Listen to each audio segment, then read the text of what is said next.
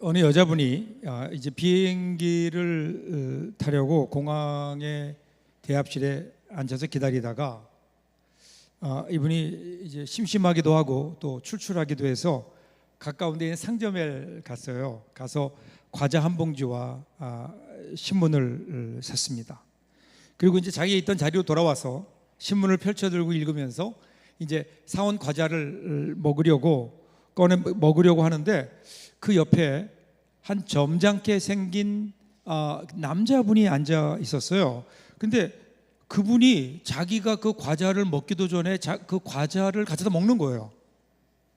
그러니까 하도 어이가 없어서 이 여자분이 그 남자의 얼굴을 가만히 쳐다봤어요. 그랬더니 그 남자도 가만히 쳐다보더니 빙긋 미소만 띄고는 연신 과자를 집어 먹는 거예요. 그러니까 치사하게 말이야, 이거 과자 한 봉지 가지고 뭐라 그럴 수도 없고 싸울 수도 없고 해서 참았어요. 그런데 이게 속도가 장난이 아닌 거예요. 그래서 경쟁이 붙은 거예요. 남자가 한번 먹고 여자가 한번 먹고. 그런데 속도가 점점 빨라지기 시작한 거예요. 그러다 보니까 과자가 다 동이 났어요. 마지막 한 개 딱 남았어요. 한 개 남았는데 그 남자가 재빨리 그 과자를 집더니 쳐다보면서 빙긋이 웃고는 반을 뚝 잘라서 놓고 반은 자기 입에 넣고 그리고 비행기를 타러 간 거예요. 그런데 여러분 생각해 보세요. 이게 얼마나 황당해요. 이 여자분이 속으로 뭐 저런 인간이 다 있나. 겉으로는 멀쩡하게 생겨가지고 남의 과자를 아무 말도 않고 다 먹다니 너무 기분이 나쁜 거예요. 그래서 기분도 나쁘고 속도 상하고 그래서 좀 기분 전환을 해야 되겠어서 물을 마시려고 가방을 열었는데 이게 웬일입니까? 자기 과자는 가방 안에 있는 거예요. 똑같은 과자였는데 결국 지금까지 자기가 욕하면서 계속해서 먹었던 과자가 누구 과자예요? 그 남자 과자인 거예요. 그것도 아주 씩씩거리면서 과자를 먹었어요. 얼마나 무한했을까. 근데 혹시 여러분에게는 이런 경험이 없나요? 우리는 너무 쉽게 사람들을 평가해요. 한두 번의 실수, 한 번의 어떤 잘못된 선택, 혹은 첫인상 이런 것들로 사람들을 그냥 단정 지어버릴 때가 많죠. 그런데 여러분, 그 사람은 그 한 장면이 다일까요? 그 사람의 이야기는 그 한 장면으로 끝나지 않아요. 그래서 유명한 철학자였던 키에르케고르가 그런 얘기했죠. 한 사람을 판단하려면 그의 마지막을 보아라. 자, 근데 문제는 어디에 있는 건 우리가 과연 그 한 사람의 마지막을 볼 수 있느냐는 거예요. 우리가 보는 거는 피상적인 한순간의 그 사람의 모습 혹은 어떤 상황이잖아요. 끝을 알 수가 없어요. 사실 우리가 정확히 알 수 없어요. 그렇기 때문에 우리는요, 우리 안에 있는 우리만의 채점표를 내려놓고 우리의 마음을 열고 귀를 열어서 좀 듣고 보아야 돼요. 그 사람이 누구인가를 알려면 그 사람이 드러나지 않는 모습을 기다리는 인내가 필요하지 않을까요?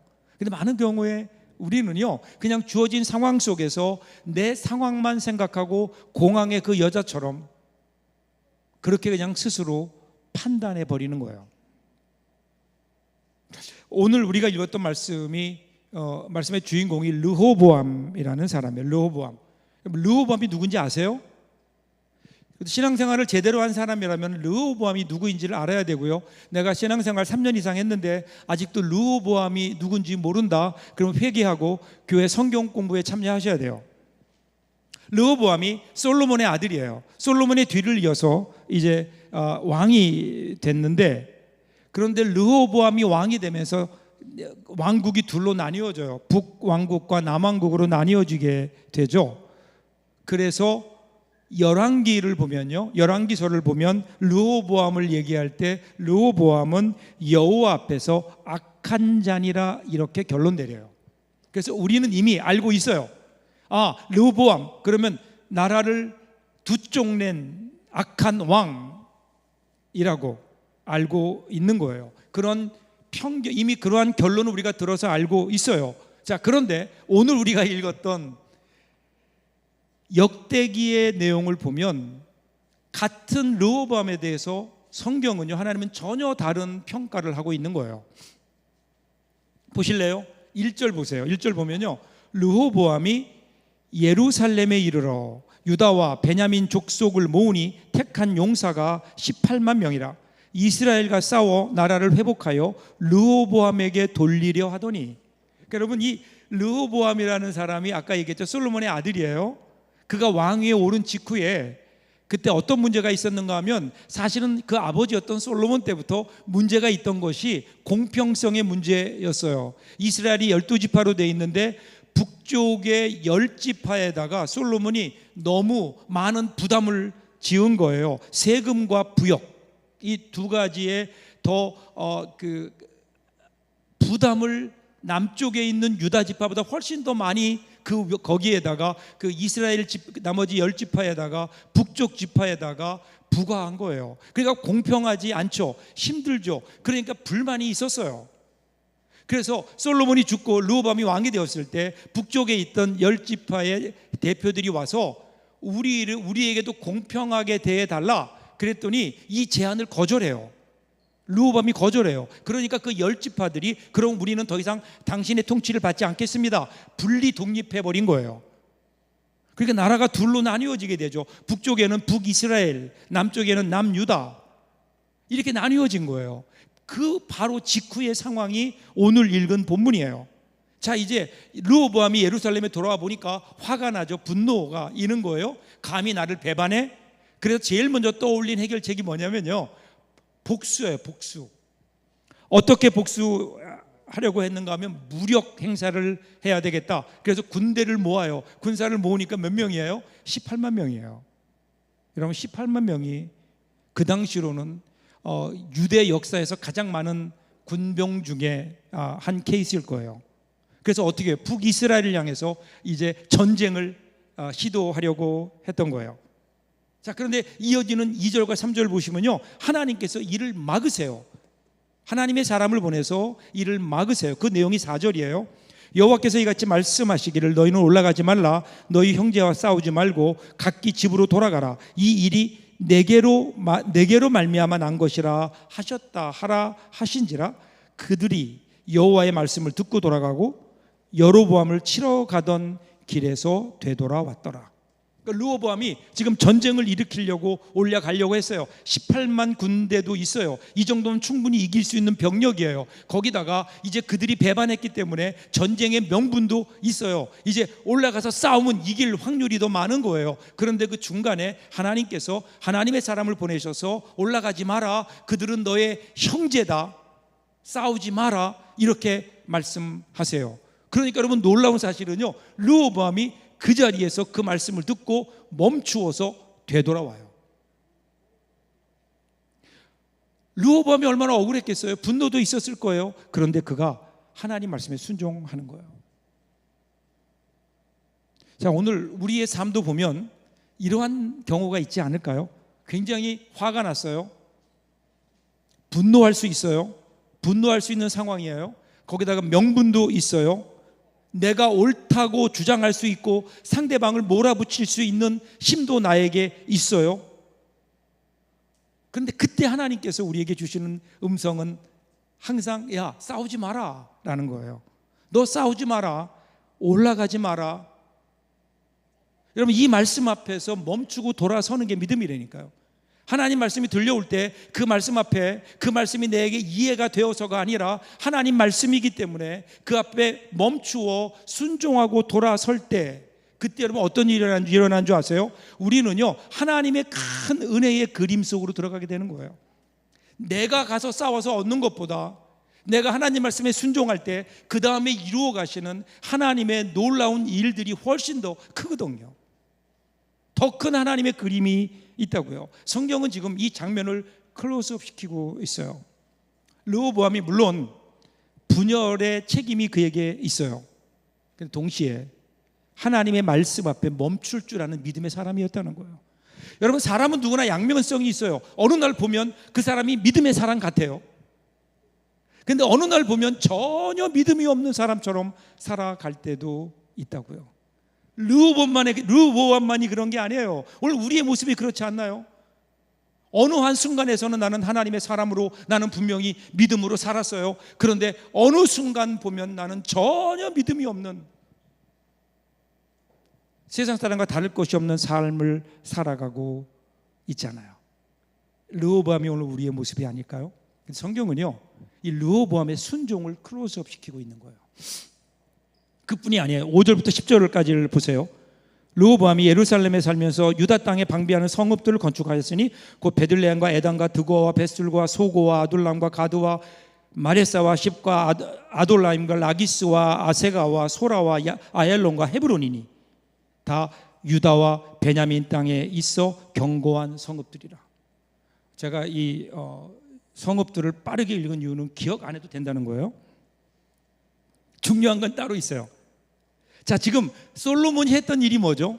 성전 건축이잖아요. 또 하나는 뭐예요? 성전 건축과 나라를 지키기 위한 요새들을 건설하는 거였어요. 방비하기 위해서 많은 건설을 했거든요. 지금 르호보암이 그 아버지의 일을 그대로 이어받는 거예요. 그러니까 자기의 어떤 별장을 짓거나 자기를 위한 기념비를 세우는 게 아니에요. 성전을 보호하기 위해서, 그래서 방비를 하기 위한, 국가를 지키기 위한 건축을 계속한다고요. 그러니까 솔로몬이 했던 건축을 계속해서 이어서 르호보암이 하고 있는 거예요. 그래서 성경은 르호보암에게, 솔로몬에게 썼던 단어, 건축이라는 단어를 계속해서 같은 단어를 쓰고 있는 거예요. 결국은요, 하나님의 일을 하고 있다고요. 더군다나 보세요. 여기 나오는 15개의 성읍을 보면 이 성읍의 방향이 동서남북에서 북쪽을 제외한 동과 서와 남쪽에만 치중하고 있어요. 남쪽에는 이집트로부터 지켜내기 위한 거고요. 서쪽은 블레셋이라고 하는 나라로부터 지키기 위함이고, 동쪽은 다른 동쪽에 있는 그 당시 나중에 보면 바벨론이나 뭐 이런 나라들로부터 지키기 위한 그러한 방비를 하기 위해서 성벽을 건축했던 거예요. 그런데 북쪽은 아무런 방비를 하지 않아요.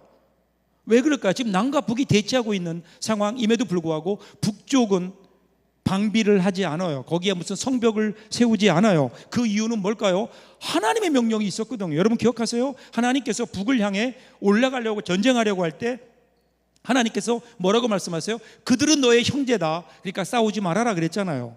그러니까 그 하나님의 말씀에 따라서 북쪽은 방비를 하지 않는 거예요. 그러니까 보세요. 지금 이 르호보암이요, 이러한 방비를 하는 것, 건축을 하는 이유는 자기 뜻대로 한 게 아니에요. 하나님의 뜻대로, 하나님 말씀에 따라 순종하고 있어요. 순종하고 있는 거예요. 그리고 또 하나 사건이 있어요. 13절을 보면요, 온 이스라엘의 제사장들과 레위 사람들이 그들의 모든 지방으로부터 르호보암에게 돌아오대요. 그러니까 북쪽으로 갔었던 열지파에 속하는 제사장들과 레위인들이 다시 예루살렘으로 돌아온 거예요. 르호보암에게 돌아온 거예요. 왜 그런가 하면 북쪽을 지배했던 여로보암이 우상 숭배를 시작했거든요.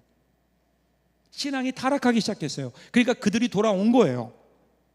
그런데 여러분, 사실은 이게 르호보암 입장에서 보면 배신자들 아니에요?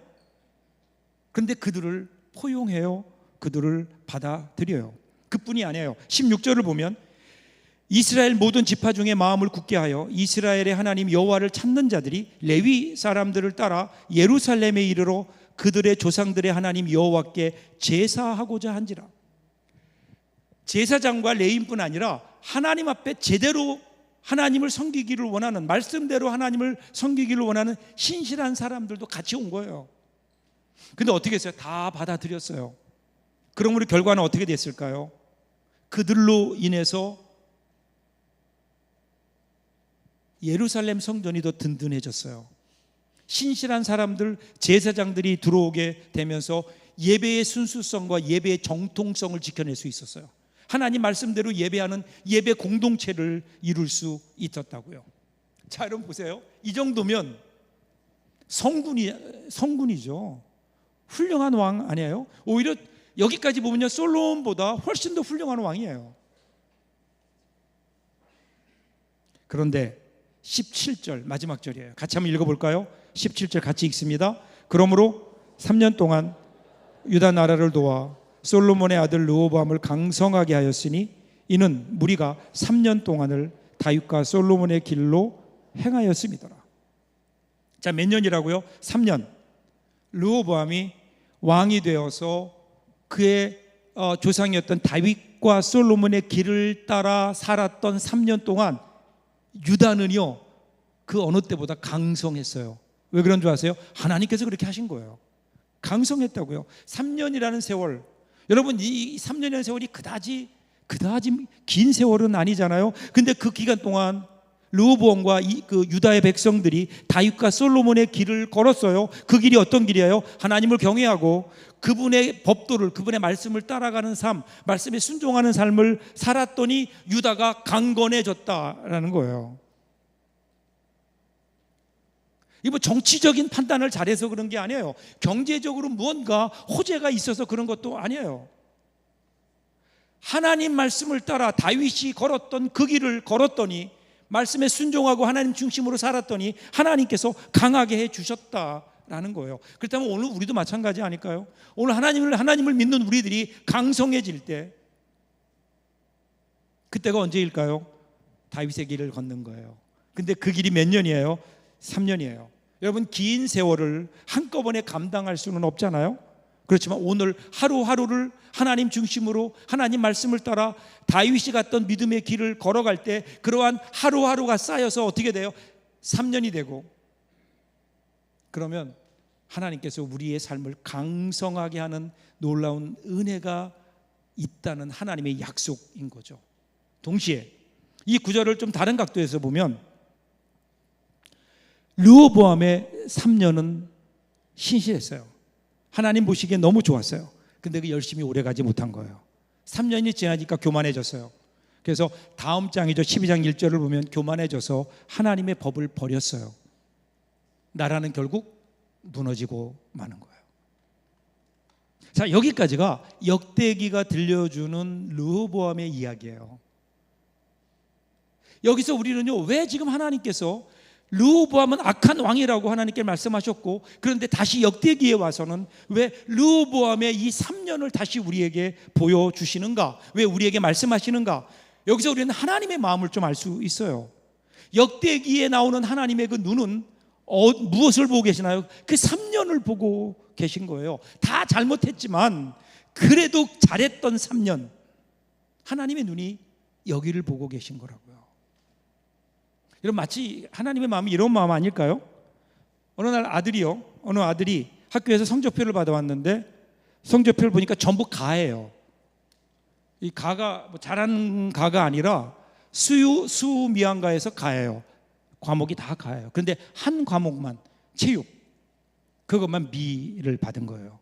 이 성적표를 가만히 보던 아버지가 아들에게 이렇게 얘기해요. 아들아, 너 너무 한 과목에만 치중하는 거 아니니?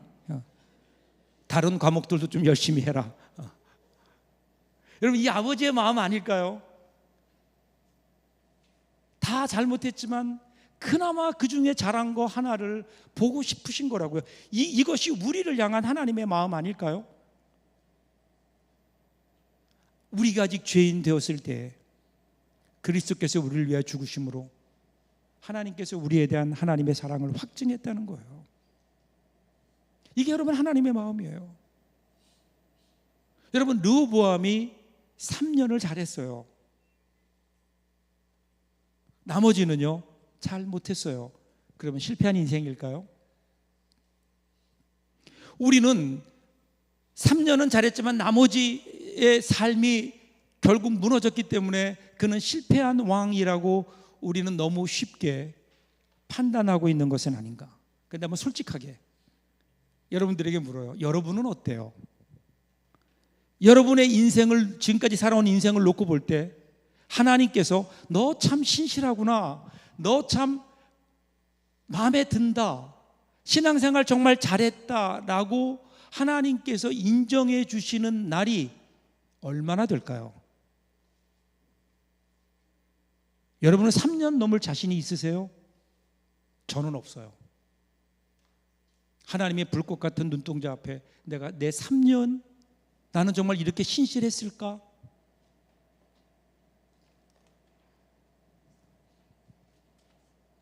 우리는 너무 쉽게 르호보암을 악한 왕이라고 단정 짓는 거예요.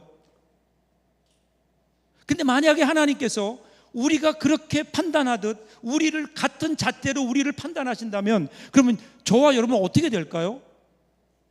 자신 있으세요? 우리는 본능적으로 잘못한 걸 보면 벌 받아야 된다고 생각해요. 그리고 누가 잘못하거나 실수했을 때 그 벌을 받아야 공의가 세워진다고 믿어요. 죄의 문제가 해결된다고 믿는 거예요. 그런데 여러분, 성경은, 복음은 전혀 다르게 얘기해요. 죄의 해답은 벌이 아니에요. 죄의 해답은 은혜인 거예요. 은혜를 오해하지 마세요. 여러분, 은혜라고 해서 이 은혜가 그냥 있던 죄를 얻게 만드는 게 아니에요. 분명히 은혜는 우리의 죄를 죄로 인정하게 해요. 죄를 직면하게 해요. 그러나 거기서 끝이 아니에요. 새로운 기회를 주세요. 다시 일어날 수 있는 힘을 주시는 거예요. 그 죄를 딛고 일어서도록 하나님께서 새로운 기회를 주시는 것, 여러분, 이게 은혜 아니에요? 죄는 덮어버리는 게 아니라고요. 그런데 우리는 그 세상은 너무나 쉽게 모든 것들을 옳고 그름으로, 흙과 백으로 판단해 버려요. 물론 우리에게 옳고 그름의 기준이 필요하죠. 그런데 우리가 살아가는 우리 삶의 모든 인생들을 보면, 인생의 문제를 보면 정말 흙과 백으로, 옳고 그름으로 분명하게 가릴 수 있는 문제들만 있나요? 많은 문제들이 그렇지 않지 않아요? 흙과 백으로는 가릴 수 없는. 여러분, 예수님 당시에 바리새인들이 그랬어요. 바리새인들이 모든 걸 흙과 백으로 나눴잖아요. 예수님께서 안식일에 사람을 살리셨어요. 그러니까 뭐라고 해요? 그게 옳으냐 그르냐 가지고 싸우잖아요. 생명이 살아난 거에 대해서는 관심도 없어요. 예수님께서 죄인들과 세리의 집에 거하시니까 어떻게 죄인과 세리와 어울릴 수 있냐고, 이것이 과연 옳으냐 그르냐를 따졌다고요. 그러니까 그들은 모든 것을, 이 세상을 옳고 그름으로, 흙과 백으로 본 거예요. 그들의 눈으로 바라보는 세상은 흑백이에요. 근데 하나님은 이 세상을 절대로 흑백으로 바라보지 않으세요. 하나님은 은혜의 다양한, 그리고 찬란한 빛으로 바라보신다고요, 이 세상을. 근데 오늘 우리는 흑백으로만 세상을 바라보고 있는 것 아닐까.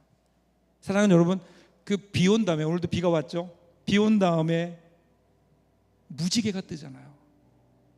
하늘에 걸린 무지개를 보면 누구나 다 그 무지개를 보고 발걸음을 멈추죠.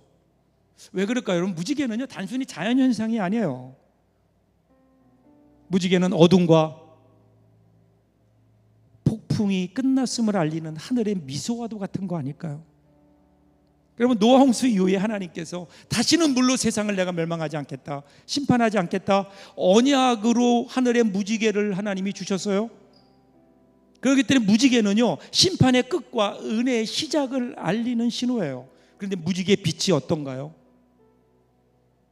무지개의 빛은 다양하잖아요. 다채롭잖아요. 이 다채로운 다양한 색깔들이 어울려서 무지개라고 하는 아름다운 하늘의 약속을 이루는 거 아니에요? 빨주, 노초, 파남보, 아름다운 색깔들이 모여서 하늘의 아름다운 하나님의 약속을 그리는 거라고요. 하나님의 은혜 또한 그렇지 않을까요?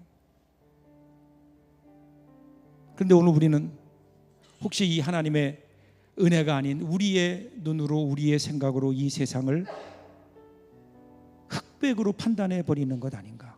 그래서 우리 눈에도 이 세상은 흑백과 같이 메마르고 어두운 세상으로, 삶으로 우리가 만들어가는 거 아닐까요? 아니에요. 세상은 그렇다 하더라도 우리 믿음의 사람들은, 하나님께 은혜 받은 우리들은 은혜의 눈으로 세상을 좀 바라봐야 되지 않아요? 은혜의 눈으로 바라볼 때, 그때 여러분, 우리의 눈에는요 흑백이 아니라 아름다운 무지개 색깔로 이 세상이 보이는 거예요. 이 세상을 그렇게 볼 때, 그때 여러분, 우리가 있는 곳에 이 세상이 아름다운 은혜의 빛으로 물들지 않을까요? 오늘 우리는 세상을 어떻게 보고 있나요? 여러분이 사랑하는 사람들을 어떤 눈으로 보고 계신가요? 흑백이 아니라 은혜의 눈으로 바라볼 때 세상은 더 풍성한 색깔을 띠게 되는 겁니다. 사랑하는 여러분, 이번 한 주간 동안 정말 여러분이 그렇게 살아주셨으면 좋겠어요. 흑백으로 바라보는 세상이 아니라 아름다운 은혜의 빛으로 이 세상을 물들여가는, 은혜를 가지고 이번 한 주간도 살아주십시오. 여러분의 가정에 여러분으로 인해서 아름다운 무지개로 물드는 여러분의 가정이 될 수 있다면 얼마나 행복할까요? 여러분이 일하고 있는 일터가 그렇게 바뀌고 여러분이 가는 곳마다 아름다운 무지개 빛으로 물들 수 있다면 여러분, 이 세상은 정말 하나님 앞에 아름다운 세상이 되지 않을까요? 우리 그리스도인들이 해야 될 일입니다. 흑백이 아니라 아름다운 무지개 빛으로 이번 한 주간 동안 그렇게 이 세상을 아름답게 물들여가는 저와 여러분들 될 수 있기를 주님의 이름으로 축복합니다. 기도하겠습니다.